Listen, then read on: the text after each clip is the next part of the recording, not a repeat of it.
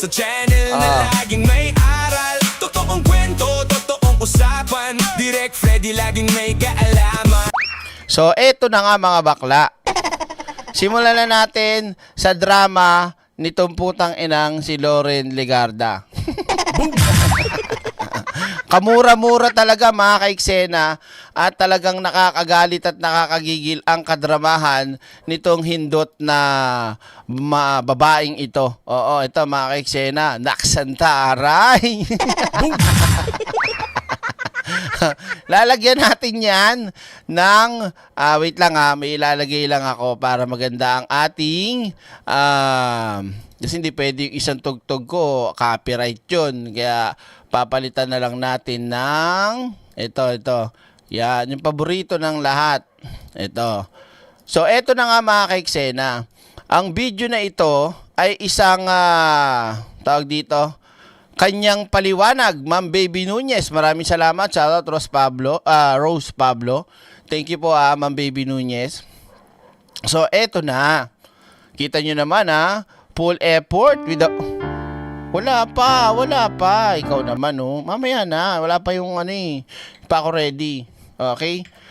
So, makikita nyo mga kaiksena, todo effort talaga itong si Loren Legarda na para talaga masabing matalino,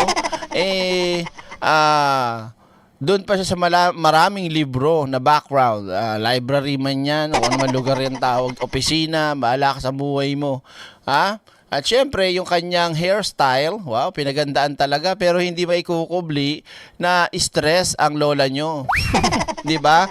BNB admin Alexandre at Crook Pinky. So, pakinggan natin mga kaiksena. Kagabi, nag-live tayo. May mga pinakinggan tayo na mga abogado, dating Senate President, at grupo na nagpapatunay na legal at may basihan ang nangyaring pagkakaroon ng balasahan sa Senado nung nakaraang Miyerkules. Okay? Pero dito, pinipilit po na baligtarin at palabasin na labag daw sa konstitusyon ang nangyari. Boom! Diba? Sabi ko nga mga kaiksena, kahit anong tumbling nilang gawin, hindi sila makaka-majority. Diba? Bukod sa lumipat na nga si Cheese, nakakulong yung isa at nagtatago naman yung kalbo. So eto muna, pakinggan muna natin ang drama ni Solar Queen. Ready tayo madam galingan mo. Kasi si Pia umiiyak na walang luha. Dapat ikaw, kahit na hindi ka umiyak, dapat matantig mo ang aming damdamin. Okay? And 3, 2, 1, action! Sa mga kapwa ko Pilipino, malinaw na nakasaad sa konstitusyon, walang sinumang senador ang maaaring lehitimong tumayo bilang Pangulo ng Senado, batay lamang sa 12 boto. So, doon na agad mga kaiksena, basado mo na kaagad. Ibinuking na nga natin kagabi kung ano talaga yung plano ni Marco Bebe. Ni Marcoleta. Ano po, at umiiyak kahapon sa kanyang programang Saganang Chismisan with the Amuyong of Marcoleta. So, malinaw naman sa sinasabi ni Marcoleta na kaya nila binabali at pinapalabas na mali yung kila pro tempore Win Gatchalian kasi nga gusto nilang ipasok yung pwede naman daw makaboto through phone patch, through online, yung dalawa nilang kasamahan. At para masabi na ito ay pasok pa rin. Okay? So, doon pa lang sablay na nga ho. Hindi ho pwedeng ipilit yung nagtatago at yung pong nakakulong. Kasi yun talaga yung target nila, maipasa nila yung gusto lang amyendahan na makaboto online, makaparticipate online, phone patch, yung mga wala sa Senado. Oh. Diba? Tuloy ang drama. Ito ay pinagtibay sa ilalim ng 1987 Constitution. Sa Article 6, Section 16, Subsection 1 ng 1987 Constitution. The Senate shall elect its president by a majority vote of all its members. Ang ibig pong sabihin, makakapaghalal lamang ng isang Senate President kung makakuha siya ng mayoryang boto ng lahat ng miyembro Hindi naman Senate President ang pinagbotohan, di ba? Maliwanag naman. Oh, hindi pa naman pinagbotohan ng Senate President, binakante lang. Nasaan ba yung tubo? Mamaya po mga ka-eksena, ipaparinig ko sa inyo ang mismo isa sa mga gumawa o framers ng 1987 Constitution at sinasabi pong legal and constitutional po ang ginawa ng grupo o ng grupo nga ni Sherwin Gatchalian. Okay, mamaya makikita nyo, i-play ko yung video. Tamimi itong lintik na solar queen na to. Oh. miyembro ng Senado. Ayon po sa konstitusyon, 24 ang kabuang Sorry Parehas na parehas syempre ang pinaglalaban nito ni Marcoleta, ng dalawang magkapatid na Kawatano, at si Baba hindi masyado, bubayla naman yun eh. So yung kanilang script na dyan lang nakatuon, yun ang kanilang pinagpipilitan. Pero hindi ho nila pwedeng alisin ang tawag dito Supreme Court decision, ruling, at yung ano ang pangalan nung ano ngayon? Basta mamaya pag naalala ko. Okay? Tuloy natin. bilang ng mga halal na senador. Kaya naman, 13 po ang kinakailangan para magkaroon ng mayorya. Nakalagay din sa alituntunin ng Senado sa Rule 2, Section 2, na the officers of the Senate shall be elected by the majority vote of all its members. Oh. Ang mga opisyal po ng Senado ay ang Senate President, Senate President pro tempore, Senate Secretary, at Sergeant at Arms. Hango at nakabase po sa ating konstitusyon ang mga alituntunin ng Senado. Kung kaya't tulad sa Senate President, boto rin ng mayorya ng lahat ng miyembro ng Senado ang kinakailangan upang magtalaga ng Senate President pro tempore, Senate Secretary, at Sergeant at Arms. Hop! Maliwanag ha, hindi muna natin bubuuin. Ipapakita ko naman ngayon sa inyo, mga ka-eksena muna. Ito. Okay? Ito, pakinggan ninyo mamaya. Ito. Okay? Kung kilala nyo po mga ka-eksena, okay, si Sarmiento. Mamaya, bubuin ko mamaya ha. Ito po, pakinggan nyo ha. So, ito po mga ka-eksena nagsasabi ha, Premier. Okay? 10 Senate leadership standoff created a constitutional gridlock. Let's ask our first guest tonight, one of the framers of the 1987 Constitution, Attorney Kaya nga Mary Bars, nandun sila nung nangyari yon, nandun yung magkapatid na Kawatano, si President Bongbong Marcos dati nung siya'y senador, nandun din, di ba? Rene Sarmiento. Welcome to the big story, sir.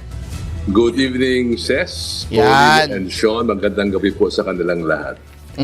Okay, Sarmiento shares insight on legal battle the Senate. Uulitin natin para sa pagkakapakilala sa kanya. ask our first guest tonight, one of the framers of the 1987 Constitution, One of the framers of 1987 Constitution, baby. Boom!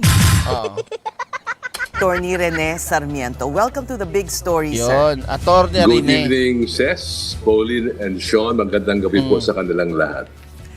Okay, does the Constitution have an answer to what now looks like Ito po ha, ito mga ka-eksena, hindi mo na ako sasagot o extra ha.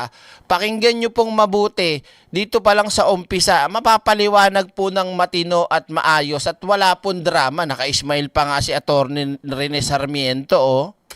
like even if there is a new majority, the other bloc is insisting that they still hold the reins of power in the Senate. Carol, may sagot po ang ating saligang batas at ang ating Korte Suprema sa tanong mo.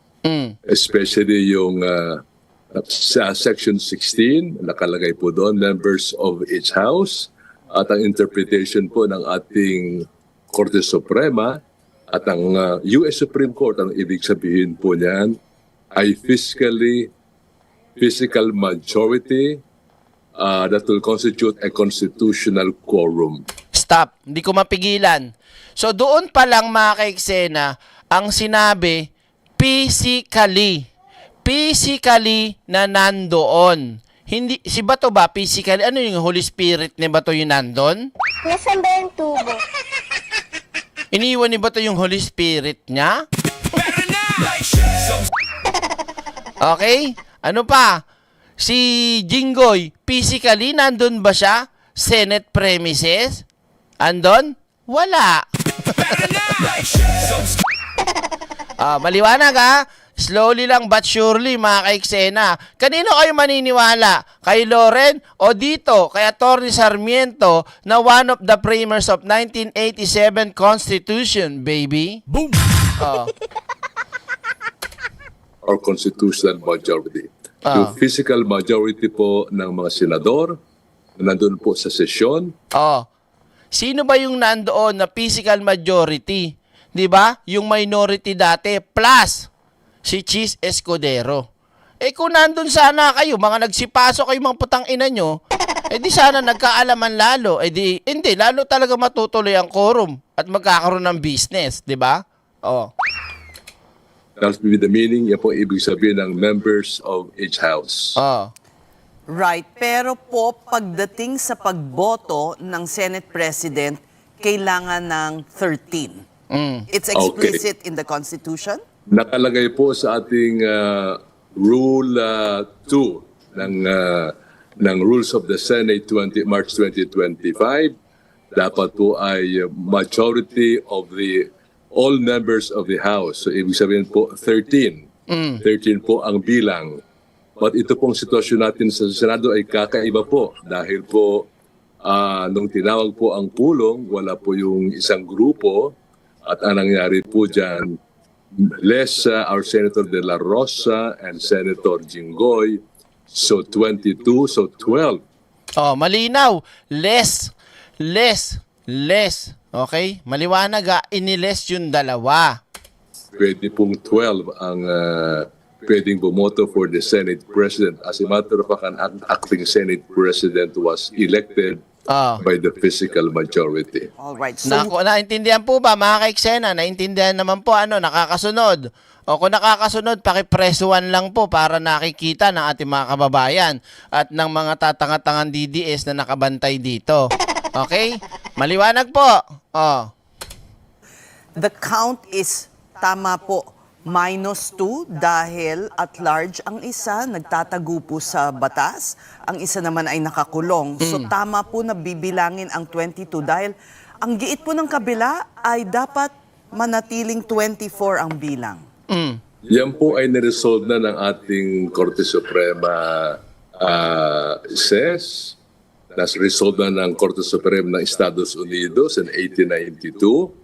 So, ibig sabihin po, kung wala po yung iba, hindi physically present, kung sino po ang present, yung physical majority or numeric majority, shall constitute the constitutional quorum. Yan po ibig sabihin. Ang linaw, di ba? Putang ina ka, Loren. Ang daming pong drama. Kanina pa dyan, ano pa sabi niya dito? May pabasa ba? Binanggit din to, ni Atty. Rene Sarmiento. Rules 2, Section 2. Boom! Pero ang kanilang naratibo, baligtad. Pinipilit nila mga kaiksena na 24. Paano ka nga magiging 24 kung yung dalawa, less na nga yun? Boom! So 22. Diba? Ano kalahati? Boom!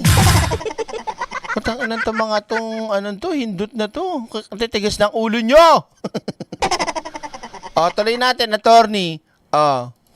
Kaya nga po, says ang aking position dyan, to resolve this issue once and for all, dapat po ay dalhin sa Korte Suprema to prevent the impasse. Sa Abilino versus Cuenco says, binanggit ng Korte Suprema doon na there is grave danger, there is a crisis. If this is not resolved, is it Supreme Court or revolution ang wording ng Avelino versus Cuenco. Ayaw po natin ng revolusyon o kaguluhan to prevent this impasse, this gridlock or logjam. Kaya, Sa tingin ko po, Ses, ay panahon na para dalhin po sa Korte Suprema and resolve the impasse. Because in Avelino versus Cuenco, hindi rin po masyadong malinaw ang Korte Suprema dun sa kanilang kasagutan po.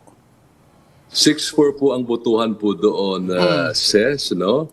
At sabi ng anim na ito ay physical majority. Ang kailangan lang po kung wala po yung iba, kung nag-walk out o hindi umattend, physical majority who are present in the session, siya po ang bubuo ng constitutional quorum. Kung titinan po natin yung nangyari po sa Senado noon, ang physical majority was 12. So, majority of the 22 members of the Senate. This means then that the action taken by the group of Senator Gatchalian was legal and according to the Constitution. Says from the point of view of that decision and the earlier case of U.S. Balien, an 1892 U.S. Supreme Court decision, yung ginawa po ng ating isang grupo led by Senator Gatchalian ay legal and constitutional po. maliwanag mga kaiksena. Narinig nyo ba? Pero na, like, share, subscribe na agad sa channel na laging may aral. Totoong kwento, totoong usapan. Direct Freddy laging may kaalaman. Like, share, Wala ba kayo mga kamay dyan? So papaano na? Magiging tangat bobo na lang talaga habang buhay ang mga didilis. Naku po! Habagin ko. Maawa kayo kaindo. Okay, maliwanag ha. O, balikan natin yung hindot na to. Dito na tayo, sabi niya. Dito. Yan, wait lang ha. Dito. Yan. Hango at nakabase po sa ating konstitusyon ang mga alituntunin ng Senado. Kung kaya't tulad sa Senate President, boto rin ng mayorya ng lahat ng miyembro. Parang pag pinapanood mo siya, mukhang tanga lang. No? 'Di ba? Ayan yung ganyang galawan talaga ng mga DDS, yung alam mo nang mali, tapos nagpe-pretend pa rin silang tama yung ginagawa nila. Nasaan ba yung tubo? Talaga to si Solar Queen eh. Komedyante rin pala to pag may time. Wait lang tingnan ko baka may nag-text. Ayan. Tuloy natin. ng Senado ang kinakailangan upang magtalaga ng Senate President pro tempore, Senate Secretary at Sergeant at Arms. Hindi mo kami madadala sa mga ganyang paarte-arte, padrama-drama mo. Malinaw naman eh. Malinaw na legal at constitutional ang ginawa ng grupo nila Win o na Sherwin Gatchalian. Ano? Malinaw, 13 boto ang kailangan. Sabi din po sa Rule 15, Section 44 ng alituntunin ng Senado na except during the election of officers, a majority of the senators shall constitute a quorum. Maraming salamat AI Morena. Nagets po ba? Chicken. Thank you, Direk. Thank you din.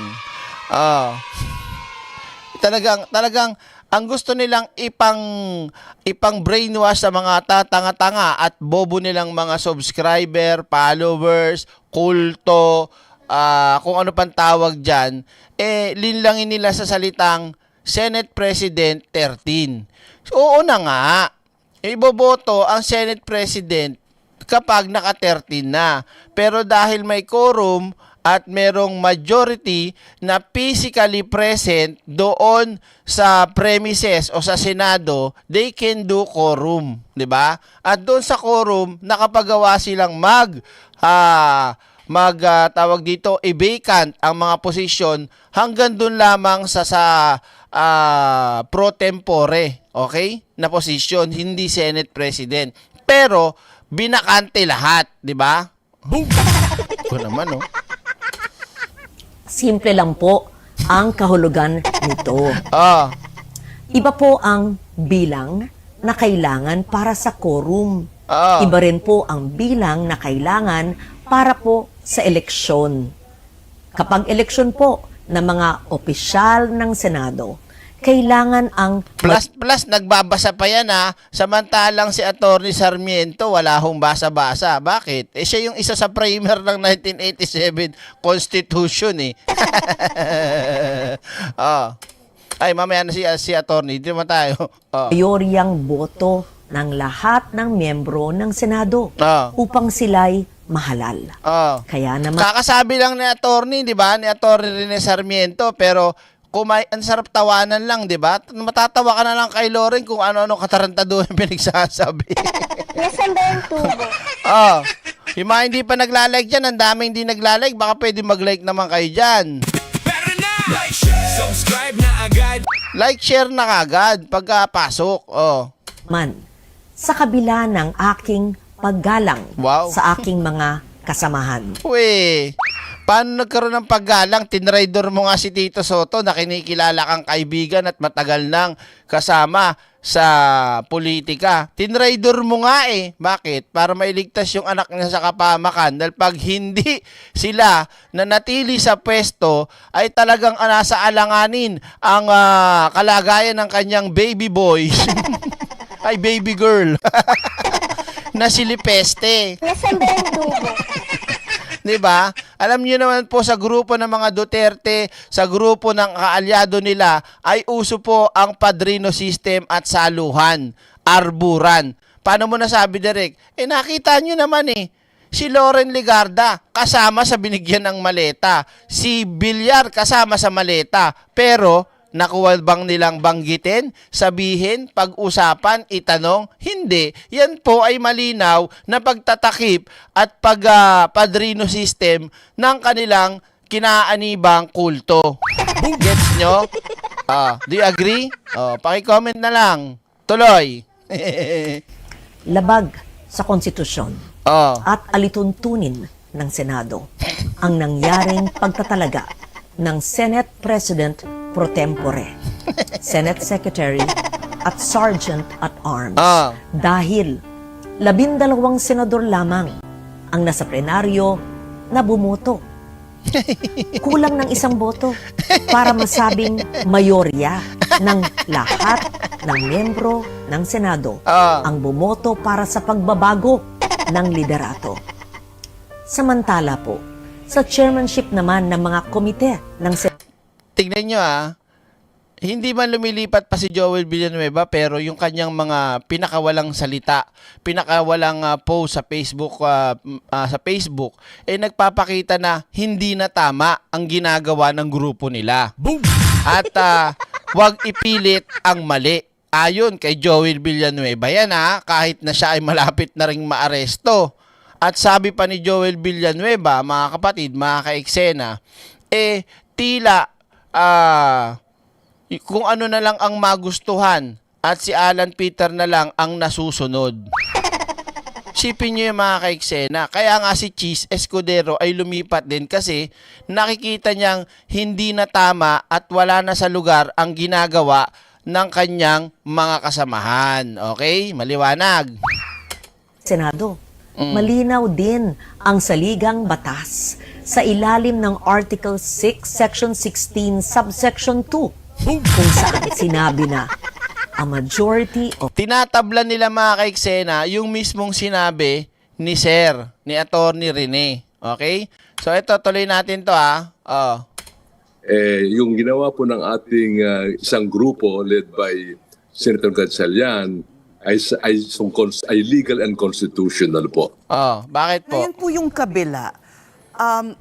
The group led by Senator Alan Peter Cayetano, hindi ko po maintindihan kung bakit wala sila doon ng 3 araw. Tapos sa kahapon naman po ay nag-attend ang marami sa kanila sa Blue Ribbon Committee hearing. Meron po bang pagkukulang ang ginawa ng kanilang grupo dahil sa as senators? Were they abdicating their duties as senators po? says with due respect to that group led by our Senate President Alan Peter Cayetano, mukhang nagkulang po sila sa kanilang responsibilidad because the purpose of a Senate is deliberative and physical attendance. So, ilang provision po sa ating saligang batas. Ang binabanggit po ay physical, when say attendance, ay physical attendance. Because the very nature of a Senate is a deliberative assembly. Dapat nag-uusap-usap po. The word Congress comes from the Latin word congressus, ibig sabihin meeting with.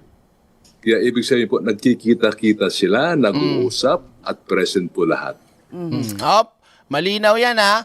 Ngayon, pwede nyo itong mapanood sa News 5 ng buo. Kasi, meron akong gustong isingit na rito at kanina pa ako nang gigigil. Ano yun, Direk? Ito na nga. Oo. O, sa mga hindi pa nagla-like dyan, mag-like na kayo. At huwag kalimutang mag-like. Okay? So, eto na, at eto pa. Asa na yun? Oh, yan. Pakita ko lang sa inyo to, ha? Wait lang. Up. Ito to. Yan. Okay. Asa na to? So, ladies and gentlemen, ito na po kinantay ng lahat. Ipinakita na po at inilabas na ang laman ng maleta. Oo, ito, lalakihan natin para makita nyo po.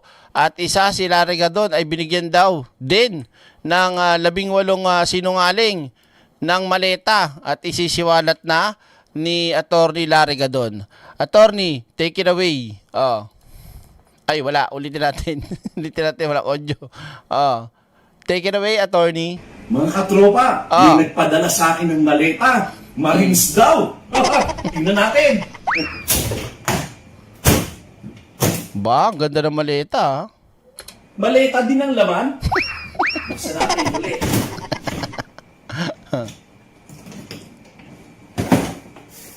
Maleta ulit. Puro maleta. Tingnan natin to. Anong laman nito? Ay! Yan. Ay! Mary Grace! At saka, Tiatos! Nye. Pero na! Like, share, subscribe na agad sa channel na laging may Hayop na yan. totoong kwento, totoong Ang lasting mang asar talaga nito ni Attorney Larry Gadon kahit kailan Ang lupit eh. So yan po ang maleta. Yan ang laman. Ito pa, may isa pa tayong maleta dito na ipapakita sa inyo mga kaiksena. So without further ado, ilalabas na po kasi si tinatawag dito si Congressman Terry Ridon ay isa po sa nabigyan di umano ng maleta. So without further ado, yan. So ipapakita na po live in public o pinakita na ni Congressman Terry Ridon yung laman ng maleta. Ano po yung kasinungalingan sa maleta? Oh, yan na. Meron po tayong dalang maleta ngayong araw po na ito. Nako po, ang bigat Boom! Ba't ang bigat niyan? Ayun na, binuksan na Hindi ko lahat ng maleta may pera mga kaibigan. Ay, hindi. Yung iba po may mangga at piluka. Para na! Like, share, subscribe na agad sa channel na laging may aral. Totoong kwento, totoong Aray ko! usapan. Direct Freddy laging may Bagay kay Marcoleta yung piluko na yan. Apro, no? Marcoleta, ito isuot mo. Huwag ka magpanggap na mga parang buhok mo pa one side kuno. Ganito dapat. 'Di ba? Kirara. Para na! Like, share, subscribe na agad. So, ito pala yung laman. Grabe, mangga at piluka. Ayup si Larry Gadon naman, ang laman nung kanya, Mary Grace Piatos. Ano pa? The House and the House Prosecution Panel will not be deterred. Magkano Hindi ba po yan? kami magpapapigil sa mga kasinungalingan. Naku, magagalit si Marcoleta niyan. Sabihin niyan, mas maganda pa rin yung piluka ko, fly away. Nasaan ba yung tubo? Yan, mahirap suklayin yan, kulot. May salaglag yan, kulot eh. Pag sinuklay mo, sasabit. Yung kay Marcoleta, stack up lang yun eh. Gaganon-ganon lang yan. Ano yung direct yung mangga? Eh, sino pa nga ba? Sino ba mahaba-baba sa kanila? Eh, di si Amy Marcos. Tara na! Subscribe na agad sa channel na laging may aral. Totoong kwento, totoong usapan. Direct Freddy laging may Ay, nako. Try natin. At mga fabricated testimonies po na kung sino man. Mukhang matamis Tuloy po ang impeachment trial. Ilalatag po ng Kamara, ilalatag po ng House Prosecution Panel yung pong lahat ng mga ebidensya laban kay Vice President Sara Duterte, yung AMLAC reports, yung pong NBI reports, yung pong video documentation ng pagbabanta laban sa Pangulo. So bumalik po tayo sa usapin. Ang usapin po ay ang pagpapanagot sa pangalang Pangulo. Wala pong iba. Maraming salamat. Tara na! Subscribe na agad sa channel na laging may aral. Totoong kwento, totoong usapan. Direct Freddy laging may kaalaman. Like Last na lang. Ipakita naman natin ulit si Attorney Larry Gadon. Ulitin natin yung kay Larry Gadon. Ulitin natin ha. Siya pa. Mga katropa, may nagpadala sa akin ng maleta. Marines daw. Tingnan natin. Ba? Maleta din ang laman. Buksan natin uli. Siya pa. Maleta ulit. Puro maleta. Tingnan natin to. Anong laman ito? Yan. Ay! Mary Grace! At saka, Piatos! Nye. subscribe na agad sa channel na laging may aral. Totoong kwento, totoong usapan. Direct Freddy laging may kaalaman. Like, share, Galit na naman sigurado yung mga DDS nito. Ay nako, maraming salamat Banadura at kay Abon ako. Grabe no.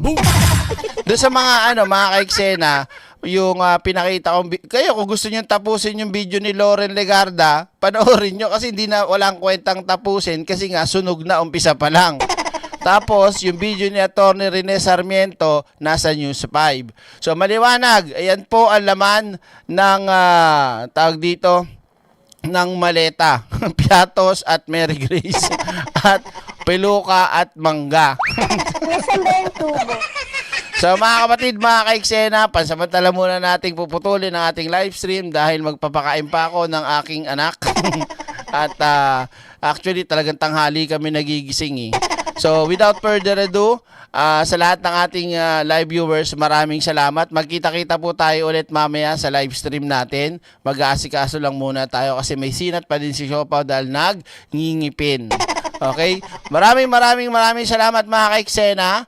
Ito po ang inyong lingkod, ang nag-iisang direktor ng buhay ninyo, Direct Freddy Valera. Maraming salamat po and God bless sa inyo pong lahat. Bye! Yeah, mic check 1, 2. Ito ang boses ng katotohanan. Walang plastikan, walang pakitang tao. Direct Freddy Valera Official. Pero na! Subscribe na agad sa channel na laging may aral. Totoong kwento, totoong usapan. Direct Freddy laging may kaalaman. Like, share, subscribe mga boss. Solid ang content, walang kupas. Good vibes na may inspirasyon. Direct Freddy pa